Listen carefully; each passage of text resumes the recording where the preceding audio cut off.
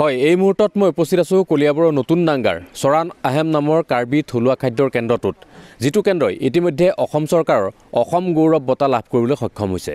আৰু এই বঁটা ঘোষণাৰ পিছতে এতিয়া এই সমগ্ৰ গাঁওখনতে এক আনন্দৰ পৰিৱেশ বিৰাজ কৰা দেখিবলৈ পোৱা গৈছে। কাৰণ এই যিখন গাঁও নতুন ডাংগা, এই গাঁওখনে পুৰণি যি অতীতৰ কুখ্যাতি, সেই কুখ্যাতিৰ পৰা বৰ্তমান বিশ্বজুৰি এক পৰিস্থিতি লাভ কৰিবলৈ সক্ষম হৈছে, সুখ্যাতি অৰ্জন কৰিবলৈ সক্ষম হৈছে। আৰু তাৰ মাজতে আহিছে এই ভাল খবৰটো, অসম চৰকাৰৰ অসম গৌৰৱ বঁটা এইবাৰ আগবঢ়োৱা হৈছে 3টাকৈ প্ৰতিষ্ঠানলৈ। আৰু তাৰ ভিতৰত এটা আছে নতুন ডাংগাৰ চৰাণ আহেম নামৰ কাৰ্বি থলুৱা খাদ্যৰ এই কেন্দ্ৰটো। এই কেন্দ্ৰটোৰ বিৱৰ্তনৰ কাহিনী আচলতে আৰম্ভ হৈছিল 2007 চনতেই। তাৰ পূৰ্বলৈকে এই গাঁওখনত চোৰাং চিকাৰী ঘাটি হিচাপে পৰিচিত আছিল, বা কাজিৰঙা ৰাষ্ট্ৰীয় উদ্যানত গড় হত্যা কৰিবলৈ অহা চোৰাং চিকাৰীয়ে ঘাটি পাতি থকাৰ সন্দেহত আৰক্ষী বন বিভাগে সময়ে সময়ে অভিযান চলাইছিল। চোৰাং চিকাৰীৰ ঘাটি হিচাপে এই গাঁওখনৰ এটা বদনাম আছিল। কিন্তু 2007 চনত স্থানীয় যি বন বিভাগ আছিলে, বুঢ়াপাহাৰ বনাঞ্চলিক বিষয়াৰ তত্বাৱধানত গঠন কৰা হৈছিলে পাৰিপাৰ্শ্বিক সমিতি। আৰু সেই পাৰিপাৰ্শ্বিক সমিতিৰ তত্বাৱধানত 2010 চনৰ পৰা আৰম্ভ কৰা হৈছিল চৰাণ আহম নামৰ এই কাৰ্বি থলুৱা খাদ্যৰ কেন্দ্ৰটো। আৰু ইয়াৰ জৰিয়তে স্থানীয় লোকসকলক স্বাৱলম্বনৰ জৰিয়তে, আত্মসংস্থাপনৰ জৰিয়তে সমগ্ৰ পৰিৱেশটো সলনি কৰিবলৈ চেষ্টা কৰা হৈছিল। আৰু এতিয়া দেখিবলৈ পোৱা গৈছে যে সমগ্ৰ বিশ্বজুৰি এক খ্যাতি অৰ্জন কৰিবলৈ সক্ষম হৈছে এই চৰাণ আহেমে।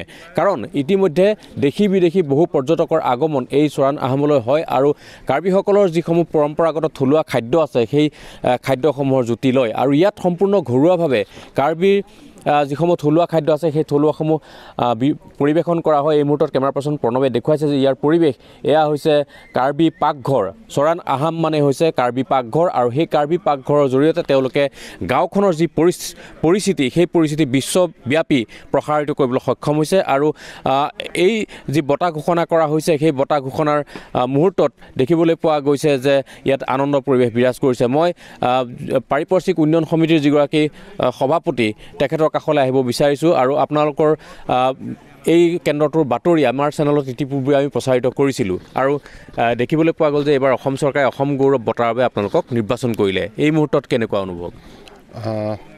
অনুভৱটো এনেকুৱাকৈ আমি আনন্দিত হৈছোঁ, আৰু তাক মানে প্ৰকাশ কৰিব পৰা নাযায়। আৰু সেইটো আমি কাৰণ তাহানিতে আমি ভবা নাছিলোঁ যে অসম চৰকাৰে এদিন আমাক এই ধৰণে আমাক বঁটাৰ কাৰণে এটা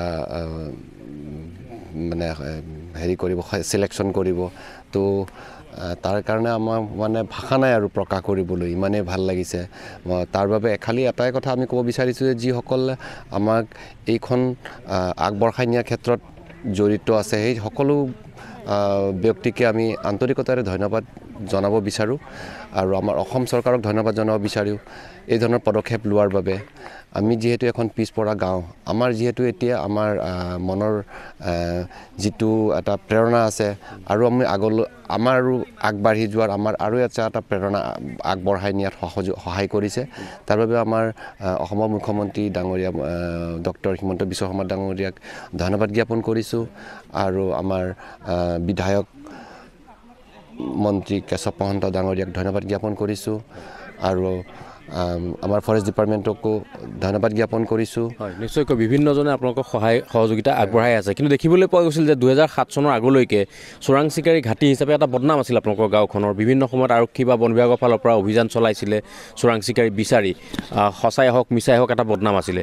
কিন্তু সেই পৰিৱেশৰ পৰা কি ধৰণে আহি পেলাই আজিৰ এই অৱস্থাটো পালেহি, যিহেতু আপোনালোকৰ সমগ্ৰ গাঁওখনৰ 21টাকৈ পৰিয়াল এই কেন্দ্ৰটোৰ লগত জড়িত হৈ পৰিছে। গতিকে তাৰ আঁৰত আচলতে কোন লোকে, কোনসকল ব্যক্তি আপোনালোকক এই সহযোগিতা আগবঢ়ালে?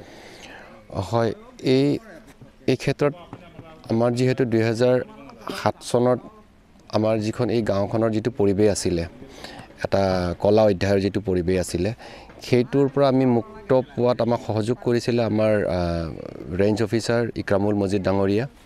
তেখেতৰ প্ৰচেষ্টাত আমাৰ যি দুই এজন ব্যক্তি জড়িত এটা চিকাৰীৰ লগত আছিল, সেইসকলক আত্মসমৰ্পণ কৰাই গাঁওখনৰ এটা নতুন এটা পৰিৱেশ সৃষ্টি কৰিলে। আৰু 2008 চনত আমাক ইক' ডেভেলপমেণ্ট কমিটি এখন গঠন কৰি দিয়াৰ পিছত গাঁওখনৰ পৰিৱেশ এটা লাহে লাহে পৰিৱৰ্তনৰ ক্ষেত্ৰত আগবাঢ়ি আহিছিলে।